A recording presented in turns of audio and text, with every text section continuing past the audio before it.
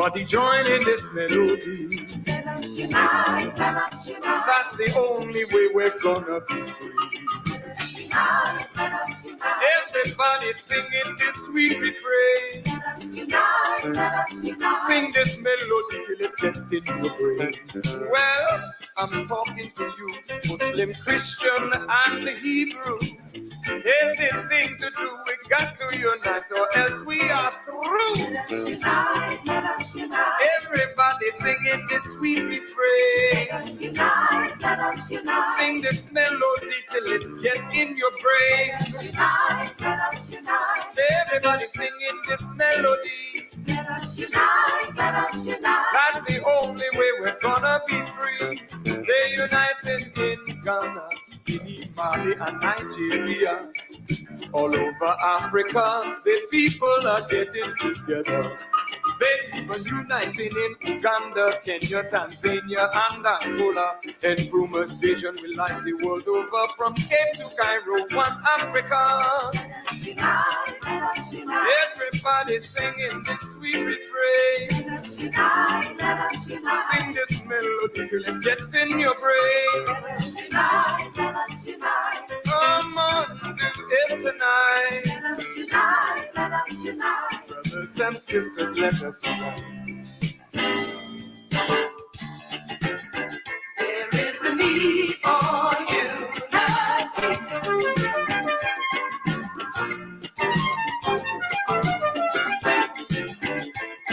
The best for you and me.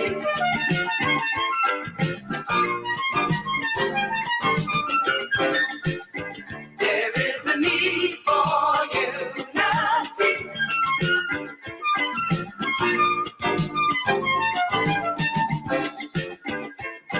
The best for you and me.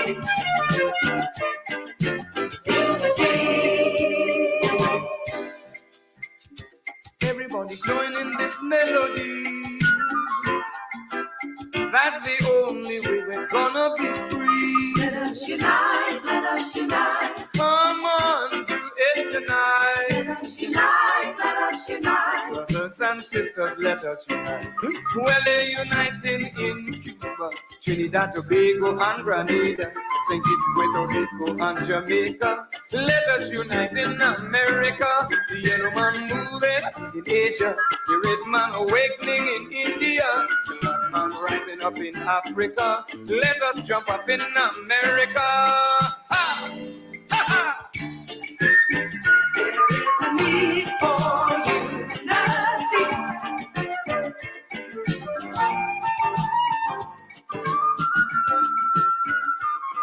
The best for you and me.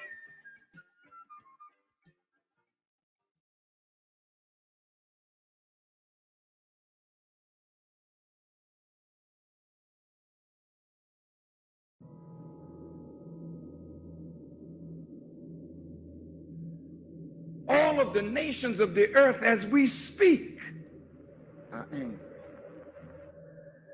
They're angry because governments cannot suffice the needs of their people. They're angry because a few have gotten wealthy at the expense of the many. And the poor and the sick and the weak and the unlearned multiply.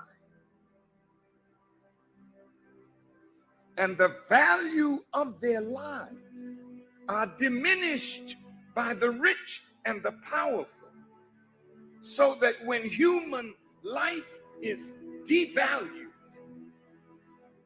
that in the eyes of man you are unworthy of the gift of life, then it is easy for another human being to take the life of another human being that he or she has devalued.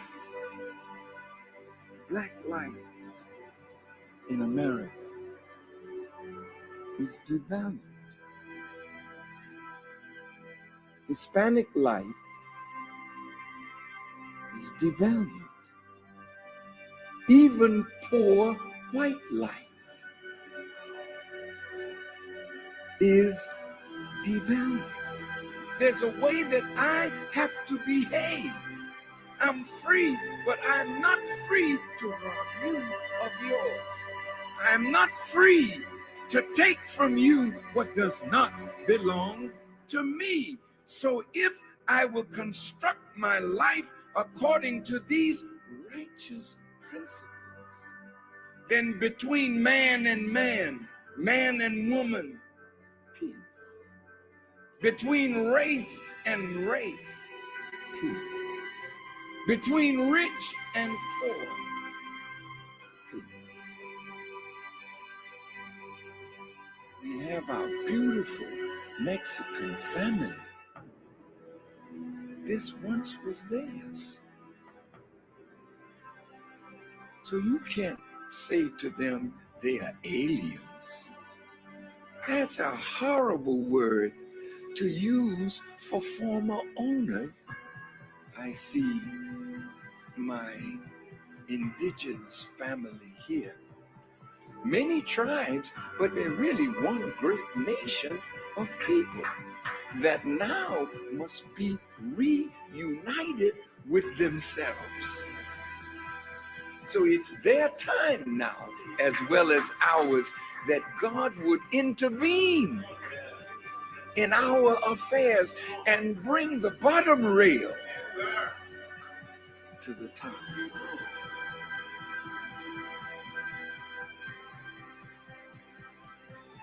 The government is not rehabilitating soldiers. When they send you away to kill. When you come home, they gotta reconstitute you for civilian life again. Make sure you have a job so you can take care of your family, but they're not doing it.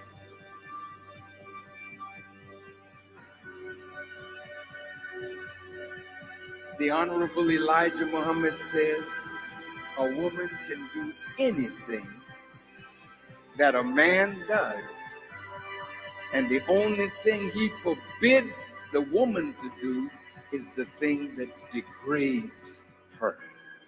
So how high can you go? High as you want to.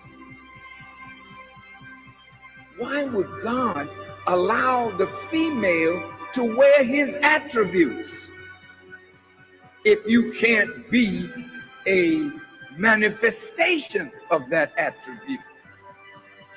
Women, you got to be set free. What God has put within you must be cultivated, must be developed, and must be used for the advancement of a nation and a world. I said to myself, Mr. President, why the hell don't you go to the wicked police department? Why the hell don't you stand up and tell them that your killing of black youth and brown youth is not gonna hold no more? Why don't you stand up?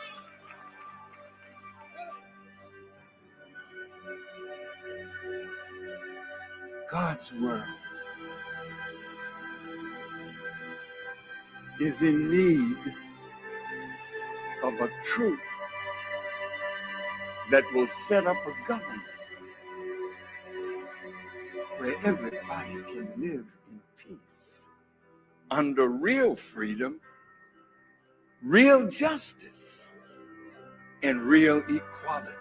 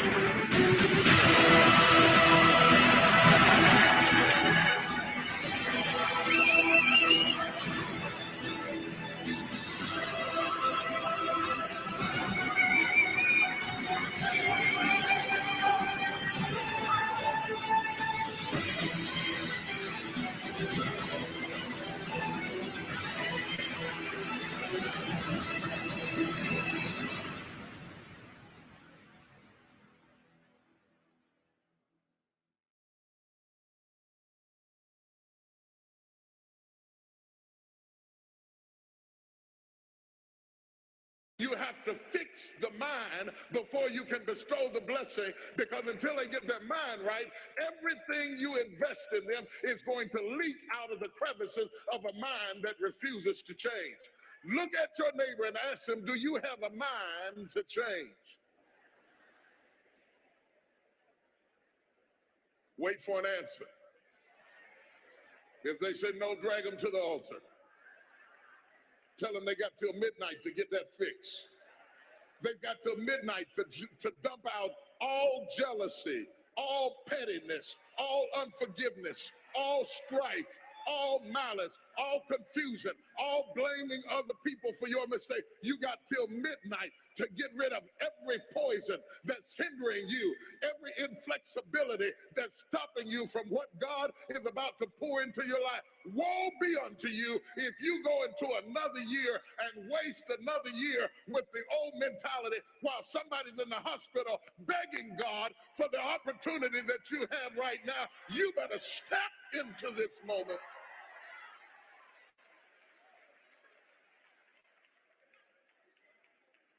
Lay your hands on your head and say, give me a new mind.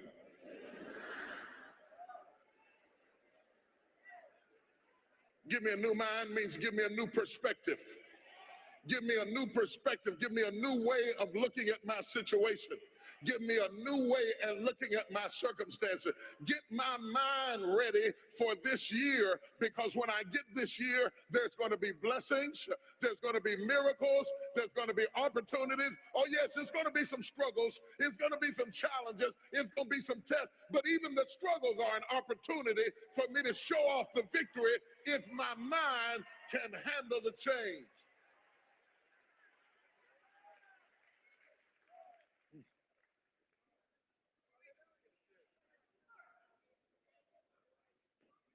Do you have the mindset to be blessed? You have to decide to be blessed. You have to decide, you know what, this is a day that the Lord has made. I will rejoice and be glad that I will rejoice. I, as an act of my will, I've decided I'm going to rejoice. I made up my mind. I'm going to be happy. I made up my mind. I'm going to enjoy. I'm as healthy as I'm going to be. I'm as young as I'm ever going to be. I can't get any younger. I can't roll the clock back. With what I got left, I'm going to maximize this. I will rejoice. See, that's getting on somebody's nerves right now, because that old mind can't rejoice. No, not me. I can't rejoice. I'm still angry.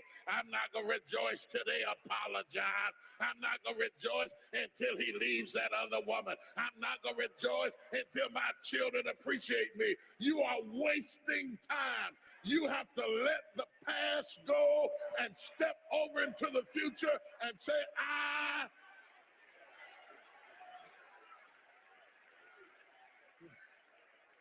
I will rejoice. Tell 3 people and tell them there's some things I'm not taking with me in the new year. Everything that's inflexible and everything that's not ready and everything that's backwards and everything that's negative and everything that's condescending and everything that's carnal and everything that's holding me back, I refuse to take it over into another year and waste another new year with an old mind. The devil is a lie.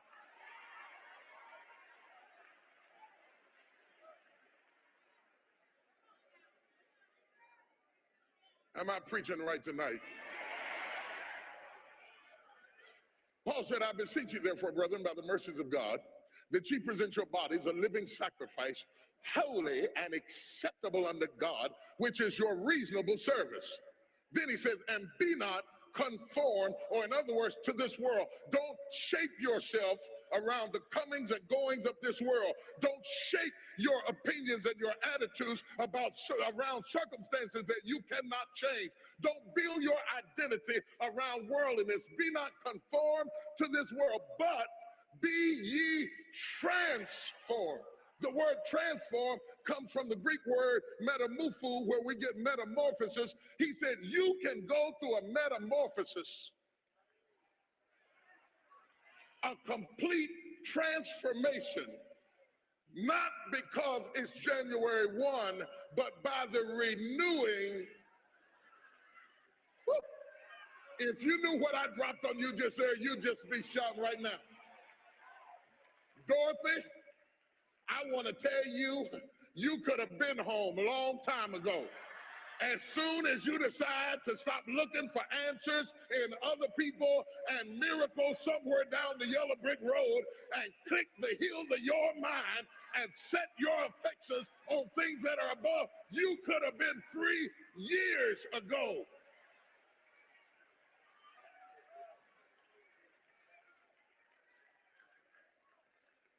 The most powerful tool that you have right now in your life, in your body, is your mind. And your mind is so strong and so powerful that the Bible said it is with the mind that we serve the Lord. Say that with me. It is with the mind that we serve the Lord. That's why the enemy fights you in your mind. He fights you in your mind. For as a man thinketh in his heart, so is he. The devil doesn't have to tie you up for you to be bound. He just has to tie up your head with stress, with worry, with aggravation, with low self-esteem, with pettiness, with anger, with hostility, with rebellion. And he can make you physically sick because your mind is sick.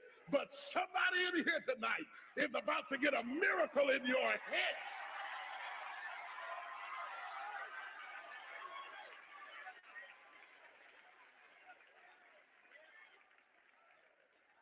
Look at your neighbor and say, you don't have to get out of trouble.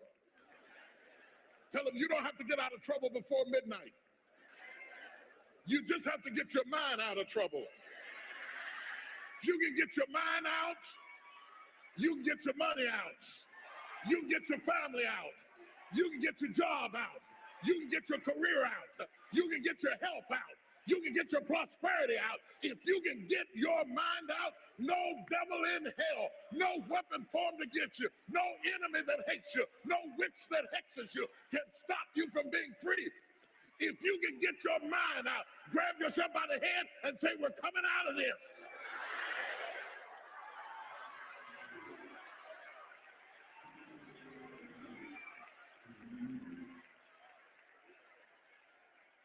Slap somebody and say, I'm coming out head first. Yeah. Yeah, I'm coming out head first. I'm going to get my head out. I'm going to get my thinking out. I'm going to get my mentality out. I'm coming out head first. And when my head comes, everything that's connected to the head is going to have to come out too. I'm getting my head.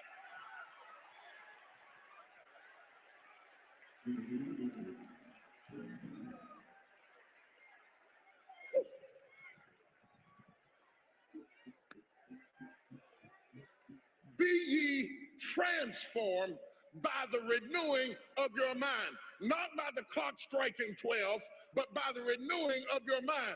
I'm going to tell you why watch night is going to have meaning to you. Not because it's midnight, but because some of you have gone through so much hell last year that the trouble you went through forced you that you know you can't go into the future thinking like you were thinking and feeling like you were feeling. You are forced to the point that you have got to get your head out first and everything else is going to follow. Who am I talking to tonight?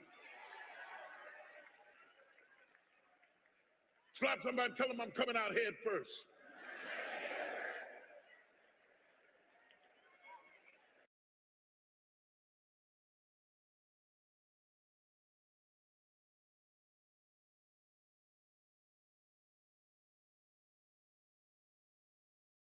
I actually am productive 64 hours a day. And the reason that I'm productive 64 hours a day, I call it the power of 64.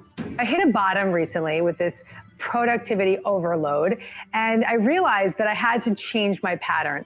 You know that every living soul gets exactly the same amount of time? Exactly the same amount of time. Want to be happy? Build a life, not just a business. Living that believing life. Out here living that believing life. Every day we living that believing life. Hustle like we living that believing life. Living life, yeah, so we grinding it out. Every single day we be grinding it out. Hustle like we living that believing life, oh. That believing life, oh. Hey, it's Evan Carmichael, and this channel was created to help you overcome the #1 challenge that is holding you back, a lack of belief in yourself. You watch these videos because you know there's something more inside you too. You've got Michael Jordan level genius at something. So today, let's live your best belief life and learn the 5 habits you need to have for an extremely productive day. Enjoy. Okay, let's kick it off with habit number 1. Utilize the power of 64 with David Meltzer. Productivity is very simple. It's a measurement to me. I actually am productive 64 hours a day. And the reason that I'm productive 64 hours a day, I call it the power of 64, is that I focus in on having twice as many productive hours. So if most people work 8 productive hours, I work 16. I then focus in on the efficiencies of those hours to turn the 16 hours to twice as efficient to 32 hours of production. And then I look at the statistical success of what I'm doing to double that to create 64 hours of production. So when people ask me, how do you speak internationally, have your own radio show on CNBC, run a business, have a family of 4 kids, happy marriage, travel, do all of these things? Well, it's easy because I have 64 hours a day that I'm doing things. And it may sound silly, but I've actually changed my life by creating and playing with time. Let me give you some examples of what to do. I take everything that I do by the minute, hour, day, month, year, and I look at it and I create systems. It may sound a little OCD or anal retentive, but it actually works. So I took, for example, I brush my teeth, floss my teeth, and take Listerine every morning. And I took that and I started realizing that I would daze off and forget what tooth, and it took me an average of 6 minutes a day. But if I stayed focused in the morning and that small little thing that I do every day, I could save 4 minutes. 4 minutes times 7 days was 28 minutes a week, times 4 weeks in a month was 2 hours a month, times 12 months was 24 hours that I regained of productivity, all because I stay focused when I brush my teeth, floss my teeth, and take a shot of Listerine. Other things happen. I realize that time is compressed in the morning. So I'm not sure if you can, looking at me, realize it. I've spent hours of wasted time in the closet wondering what to wear. I sit there in the morning, no matter how late I am, like, oh, that, or I've lost a sock, or I can't find the right belt. And so I learned this little trick that I had when I was 5 years old, is I lay out my clothes at night. But the challenge is, when I analyzed that, is I didn't want to take away from the time with my children at night. So I incorporated that in laying out my clothes. So I took my girls and I let them lay out my clothes.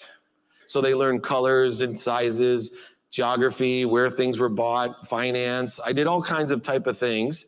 And now my 6-year-old son, because I travel a lot, he actually gets excited when I leave because he gets to lay out my clothes. And my oldest daughter, who's 17, walks by and tells me, oh, Daddy, I miss laying out your clothes with you. See how this universal energy has created itself into efficient, effective, statistically successful things in my life that have nothing to do with business. It's a matter of putting energy and creating the habits in performance. Hey, this is Dave Meltzer, and I'm going to read my favorite paragraph of my friend Evan Carmichael's book, Built to Serve. Here's the secret. Dream big, act small. It is important to dream big. Your big dreams will motivate you. It'll inspire you to keep going when things get tough. It'll be a rallying call for your partners, suppliers, customers, and future employees. Keep a hold of your huge dream and then act small. Find the smallest possible way to get started, to take the first step, to get some momentum going. Dream big, but act small. Habit number 2, set goals with Zig Ziglar. I want to talk a little bit about goals on the line of how do you lose 37 pounds and write a book. I'm just going to kind of give you that as an example. For 24 years of my adult life, by choice, I weighed well over 200 pounds. I say by choice because, you see, I have never accidentally eaten anything. I mean, it's always been deliberate. And when I choose to eat too much today, I have chosen to weigh too much tomorrow.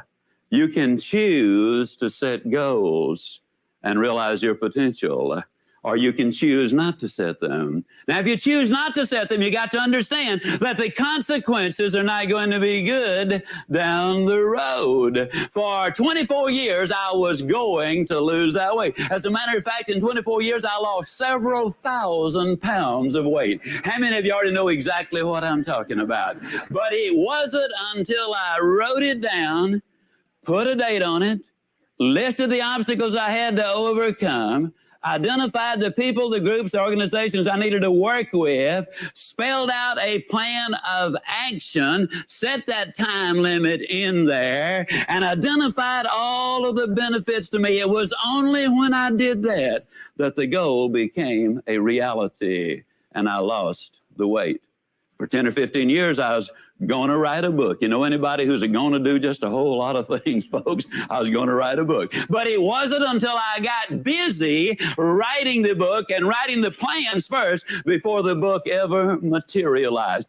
Now, if it sounds like I'm trying to sell you on having goals, how many of you are getting close already? How many of you are becoming convinced right quick like that you need to have those goals? There's no question about it. The immortal J.C. Penney many, many years ago said, give me a stock clerk with a goal, and I'll give you a man who will make history. But give me a man without a goal, and I'll give you a stock clerk. Now, the interesting thing is goals do not care who has them. Let me give you a classic example of the way they work. In 1950, a war-torn, devastated Japan, a nation which had lost an incredibly high percentage of its young men. Their cities were in ruins, had been bombed out. But in 1950, they got together, they meaning industry and government got together and set a goal. The goal was we're going to be the #1 nation in the world during the 1950s in the production of textiles. In 1959, ladies and gentlemen, they accomplished that objective. In 1960, they set another goal. We're going to be the #1 nation in the world in the production of steel. Now, when you understand there's no iron ore in Japan of any significance, there's no coal of any significance there, we're going to be the #1 nation in the world in the production of steel. It seemed like an absurd goal, and yet they reached their objectives. They had taken all of the steps. In 1970, the Japanese set another goal. They said during the 70s, we'll be the #1 nation in the world in the production of automobiles. They missed it, folks.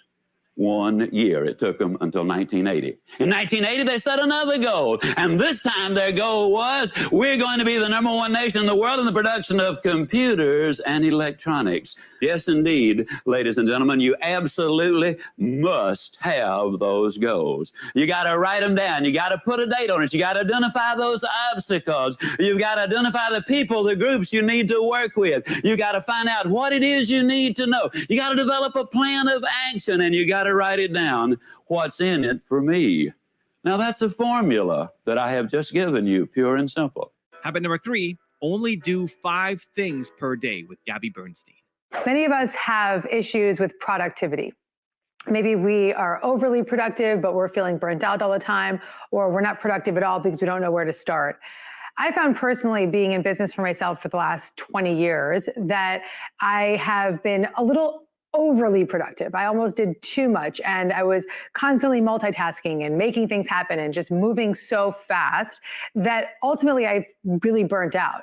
And I started feeling brain fog. I was feeling disoriented. I couldn't focus. I was feeling like, even though I for so many years was priding myself on the fact that I could get so much done at one time, I actually don't think I was being nearly as productive as I could have been. So I hit a bottom recently with this productivity overload, and I realized that I had to change my patterns. I had to change my ways. I was then blessed. I said a prayer. I said, I need some help with my brain fog, and I need some help with my productivity issue. And I, that day, got an email from the Dr. Oz show asking me to come on and do a segment with this lovely author and Dr. Mike Dow. And me and Mike had been in touch for many years, just because he had been an author. We were published by the same publishers. And Mike had written a book about brain fog. So that day, I'm like, thank you, universe. You're giving me exactly what I need. I go on Dr. Oz with Mike, and I'm backstage with him. And I'm like, listen, I'm feeling so chaotic, and I'm multitasking so much. And I feel like I've got brain fog, and I'm forgetting things. And he looked at me and says, how much are you doing at one time? And I said, oh, Mike, I'm doing a million things at once. I have 1,000 tabs up on my screen. And he's like, these are big brain no-nos. And they're also productivity no-nos, is what he said. Because he said that the more I try to do and the more I try to multitask, the less I'm actually getting done. So he gave me a tip that I want to share with you that has changed everything for me. And his suggestion was to just do 5 things a day. To make a list of the 5 most important things that I need to do that day, and not do number 2 until I've completed number 1.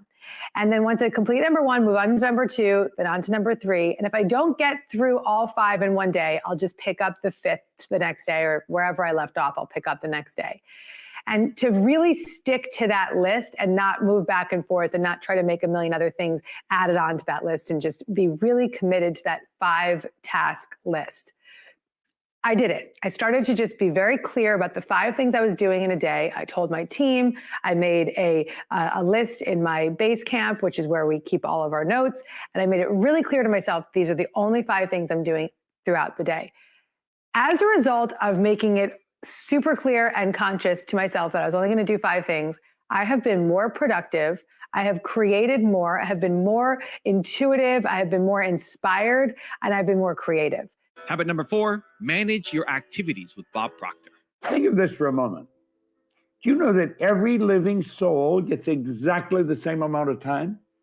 Exactly the same amount of time. Figure it out. You get all there is. A hobo sleeping under a bridge or on a park bench that has no material possessions, none, does nothing of any constructive nature.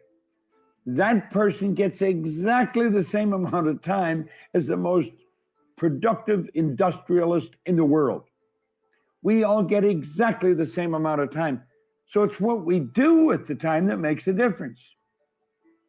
I want you to think of the number of time management programs. Almost everyone under the sun has time management programs. In fact, I made one time, spent a lot of money on it.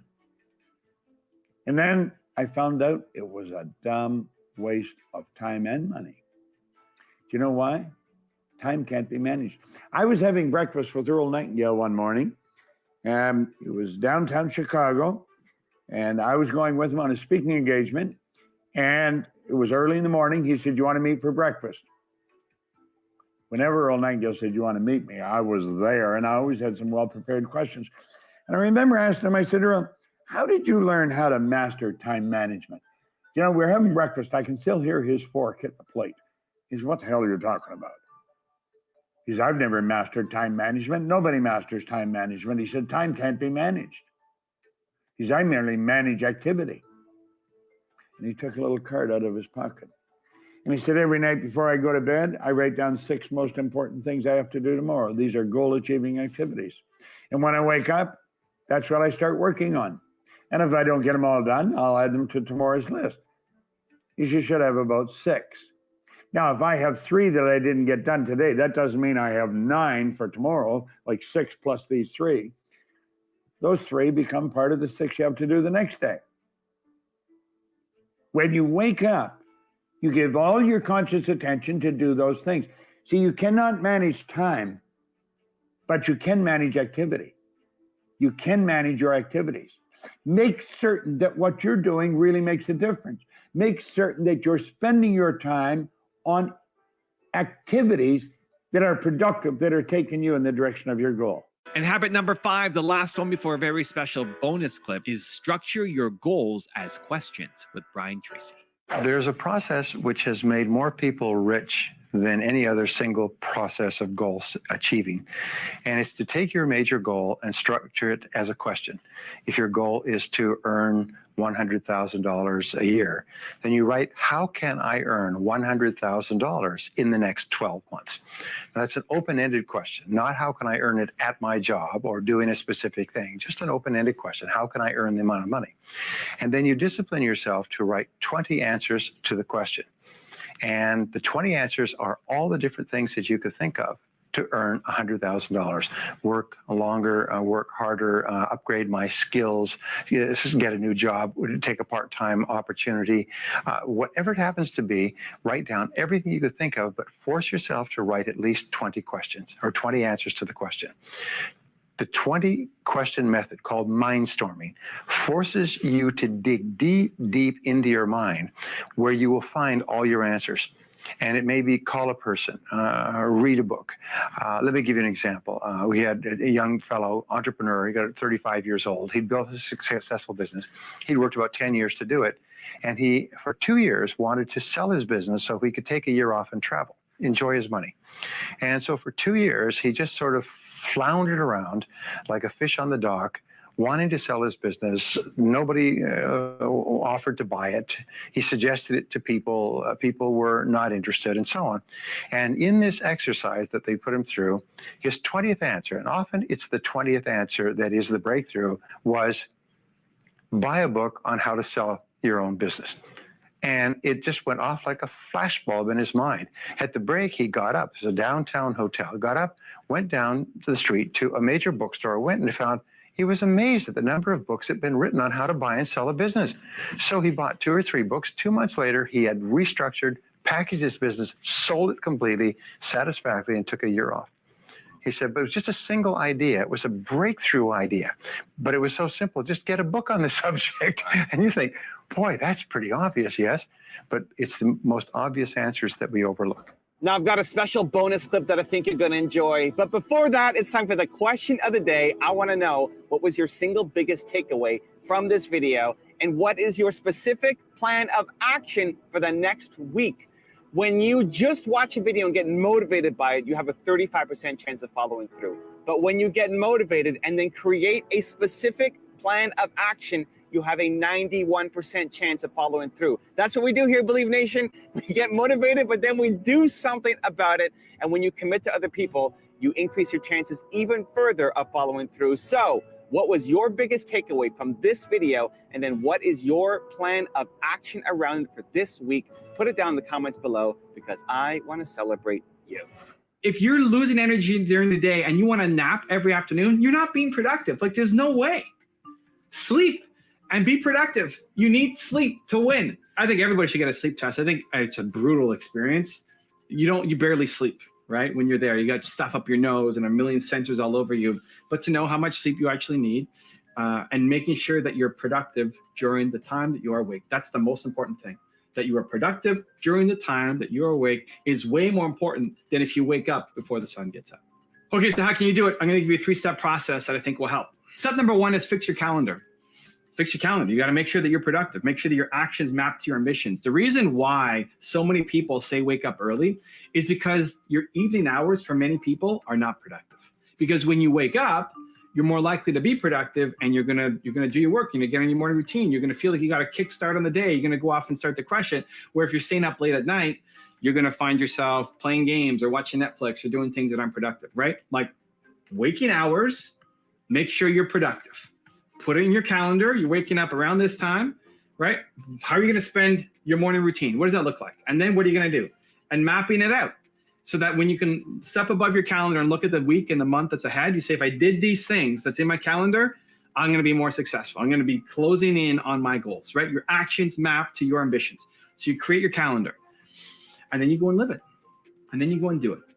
The most important thing, again, isn't making sure you're up before the sun. It's making sure that you're doing the things that you said you were going to do, and the things that you said you were going to do are going to lead you to accomplishing the success that you want to have.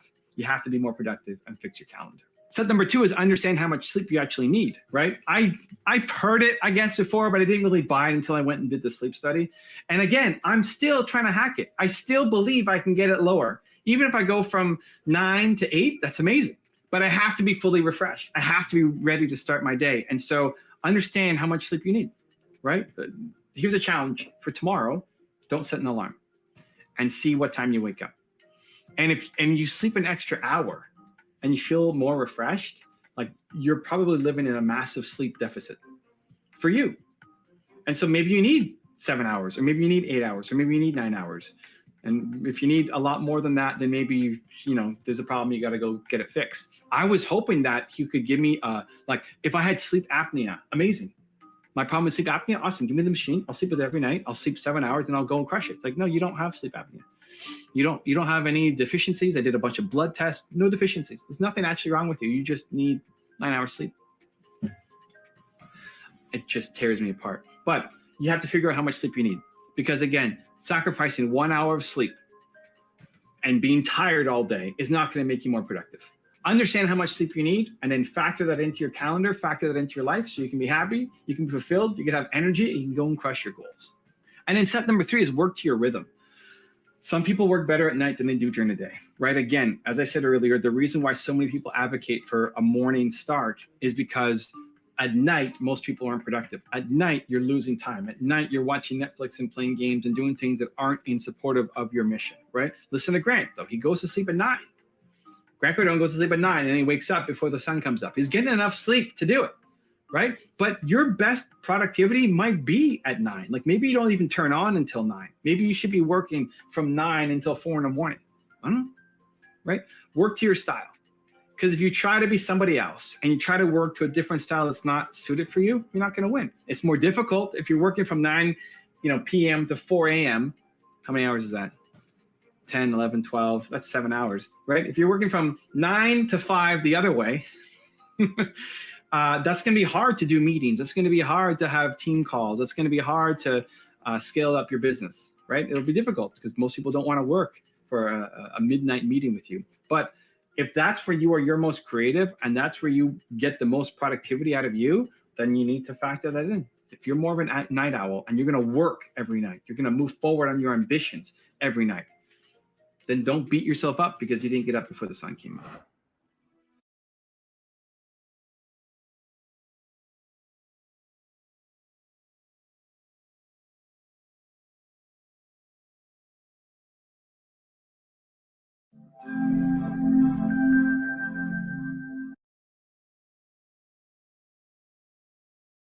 No unity, no power. White power for white people. Black power for black people. 1967. The Black Panther Party. The movement. Freedom. Let's talk about freedom, freedom, freedom. We will not bow down to racism. We will not bow down to injustice. We will not bow down to exploitation. I'm gonna stand.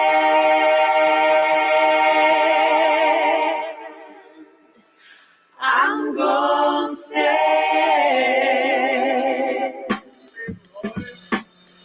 Now this is time to free your mind and your soul. Yo, our story has never been told. Ladies, you got to demand what you want, and what we want is respect, right? Come and take a walk with me, closer walk with me, see what only I can see. Sisters, check this. Watch this.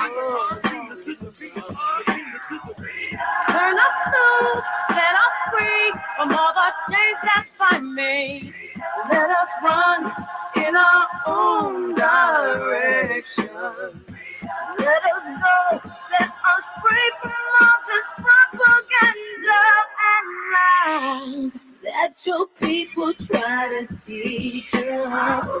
I know why would like to bring us down, because we have all the deals on you. You try to tell us that our lives don't mean anything, but we know so much better, so we're gonna take up the freedom.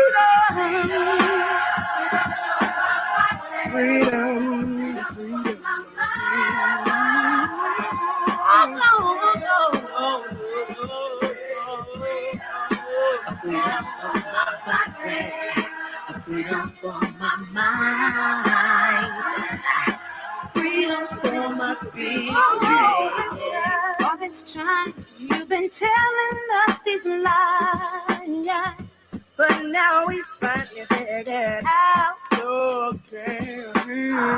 Yeah, all that we would never wise up, but we'll show the how black female can do. But still you continue to keep us oppressed. But no, we ain't going out like that. Oh no, no. All these lies and all this propaganda you want us to take, we're gonna take it. You gotta take freedom from my body, freedom from my mind, freedom for my spirit, freedom for my body, freedom from my heart and my soul. I see the fear in your eyes, surprise, so cover it all. I know just who I am and what I wanna do. I can make you run, make you hide from all your ancestors' transgression that you hold inside. Sisters rising up and sing that our time is here. We're taking back what's been ours for years. Let the heaven of a system embrace you. Embrace the mother God. All these lies and all this propaganda that you want us to say, we're gonna take out.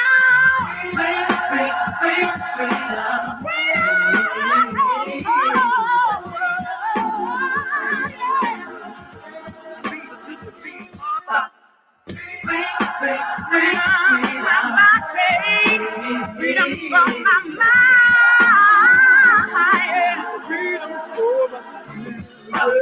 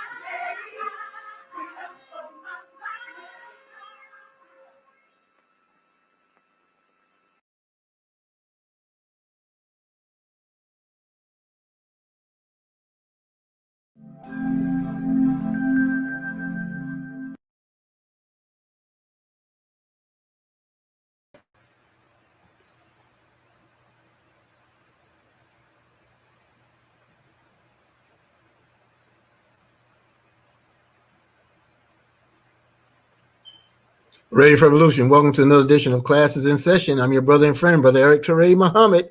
I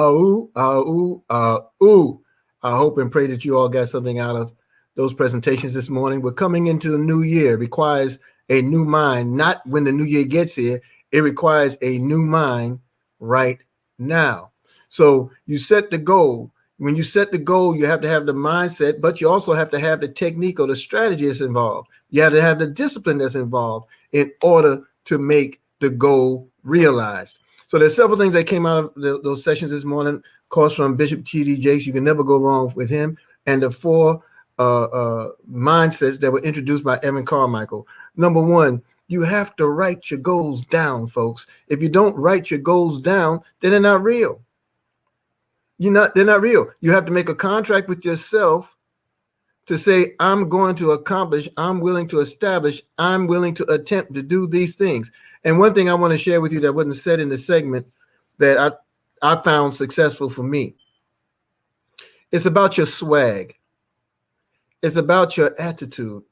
It's about your posture. And you grow your posture as you grow your goal. All right. So if your goal is to lose 100 pounds, don't write down, I want to lose 100 pounds. Write down, I've lost 100 pounds. Put it in the moment. I want to be rich? No. I'm rich. Put it in the moment. You see, when you do those things, you're trained the mind to react to your reality, because the mind does not know the difference between what's real and what's not. It doesn't. The subconscious, rather, does not. So you're feeding the subconscious the instruction, the posture, the attitude that must be maintained for you to be the real you. You see, that's the power of mind. But you have to be willing to be God of your goal. So when you write it down, when you ingratiate yourself with what it is you are, not what you hope to be, not what you like, not what you want. When you tell yourself who you are,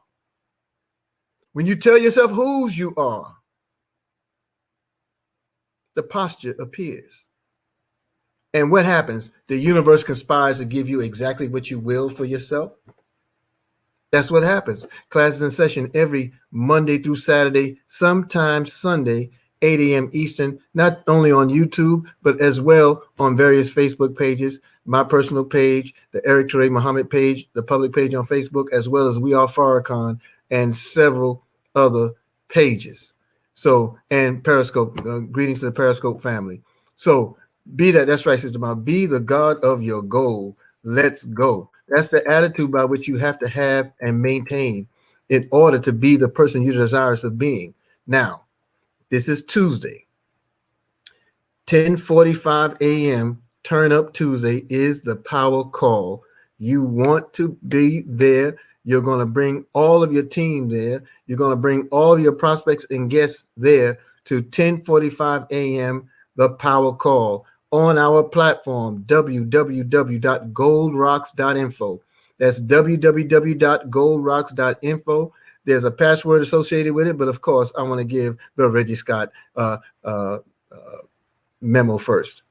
You are invited to today's power call on a new platform, 10:45 a.m. Eastern, 9:45 a.m. Central, 8:45 a.m. Mountain, and 7:45 a.m. Maui Pacific time. That's www.goldrocks.info, www.goldrocks.info. There's your password for the platform. If you can't decipher that, Sister Damawi is going to give it to you again. If you can't decipher that, you need to get with Sister Damawi. You need to get with Sister Cece. You need to get with Brother Reggie Scott. You need to get with all of us who know and understand the power of what the day provides for you. And it's provided at the power call, because the way to change the nature of your experiences, the way to change the nature of our experiences, is to change the nature of our thoughts. And the thoughts, the nature of them, do not change unless you step into a new norm. The power call provides that. And then at 12 noon, I'll be on live doing a Wealth Builders presentation. I believe with all my being, you should want to be there. And bring your guests and bring your prospects, because what I'm experiencing today is a direct result of a system that has taught me, wow, Mr. Lane took it right out of my mouth, that has taught me to be, and it is. Okay, so 12 noon, learn how you can make $1 million, make a fortune, whatever your goal is, learn how you can do it by just doing it.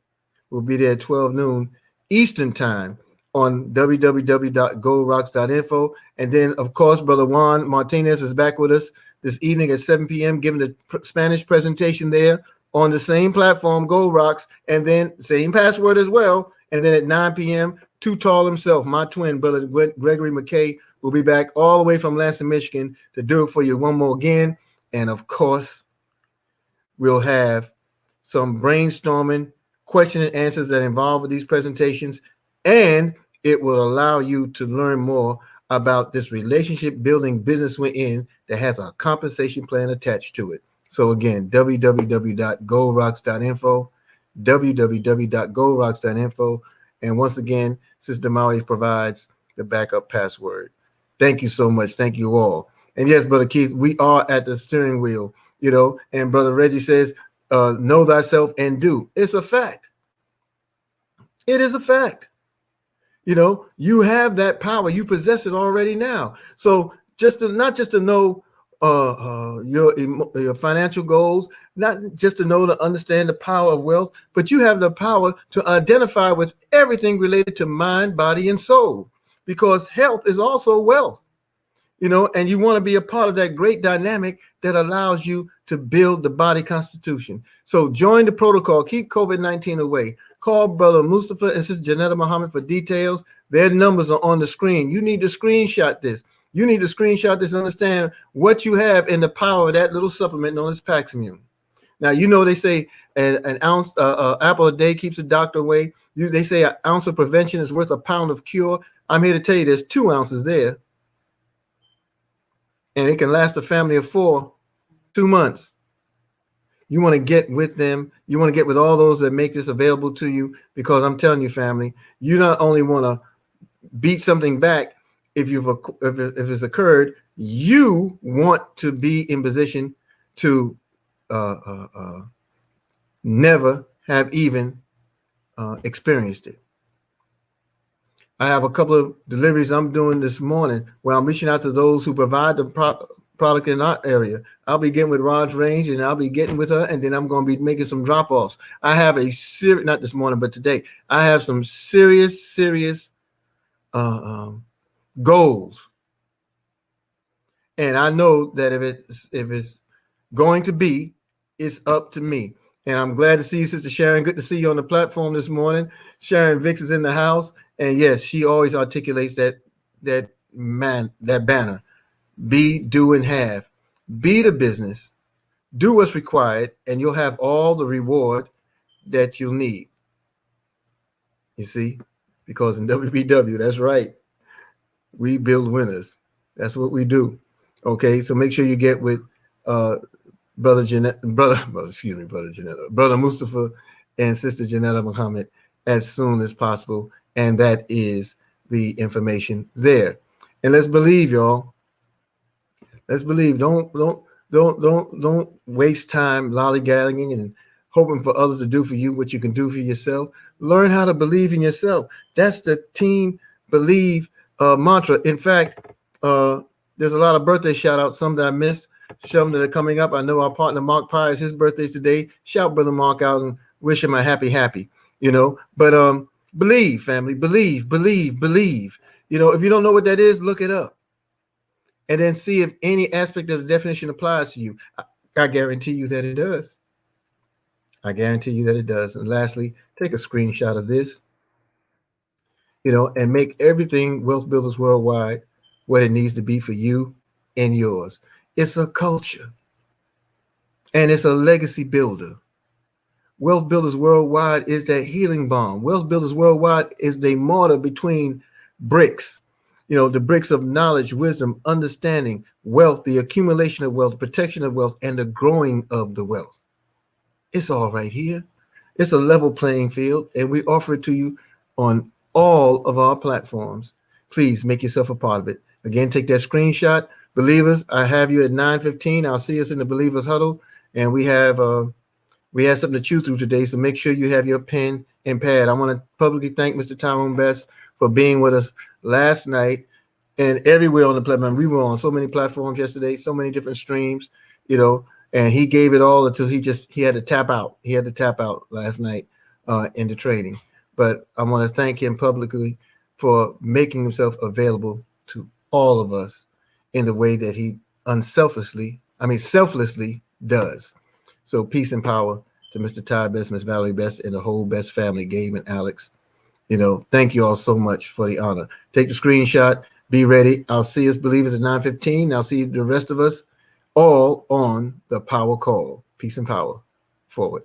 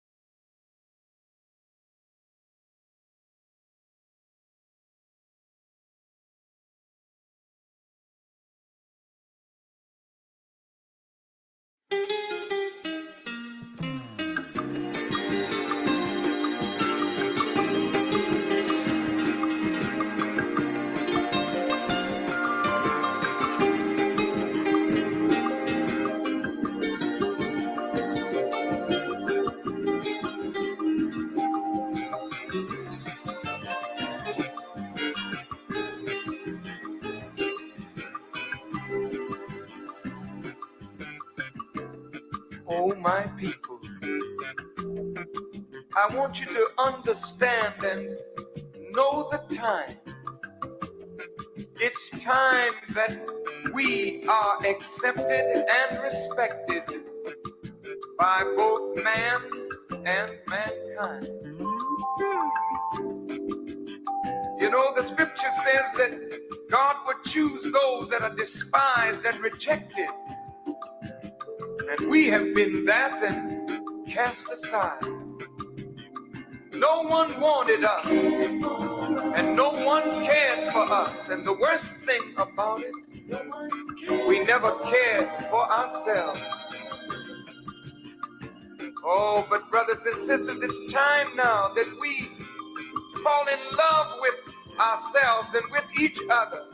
This world has robbed us of a true guide, but it's time to unite and fight hard for unity. Brothers and sisters, we must live for each other and die for each other, because that's the only way that we're gonna know the meaning of what it is to be free.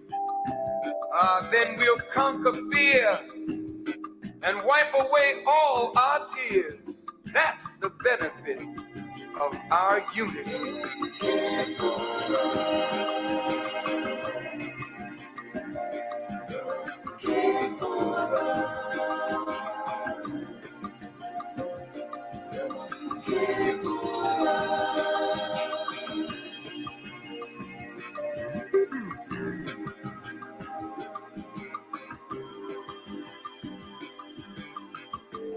Oh, my people, it is written that in the last days God would come after that sheep that was lost, and he has come today and he has given us Elijah, a man to show us the way out of the ditch of hell. So up, you mighty nation, you know you can accomplish anything that you will. So come on, let's rise again. Yes, let us build again. As our fathers built the pyramids and the Sphinx and all of the great ancient wonders. Let's rise again and build as our fathers used to do. Come on, let's unite. And strive with all our might. Oh, let's fight hard for unity. Brothers and sisters, we must learn to live for each other and die for each other, because that's the only way we're gonna know the joy of being free. We'll conquer fear. Then we'll conquer fear and wipe away all our tears. That's the benefit of our unity. Come on, black man, rise again and build again.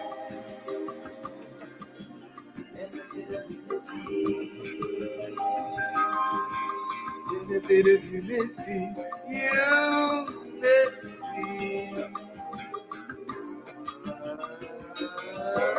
rise again.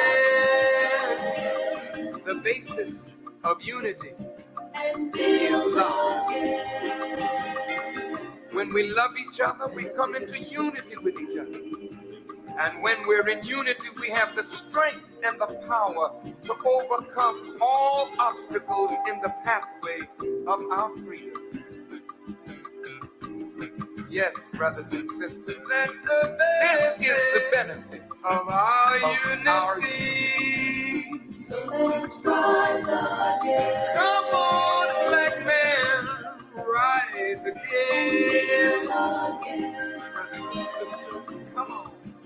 Build again, with a bit of unity, unity.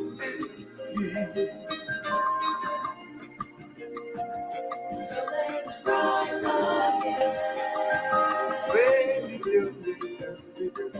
and build again.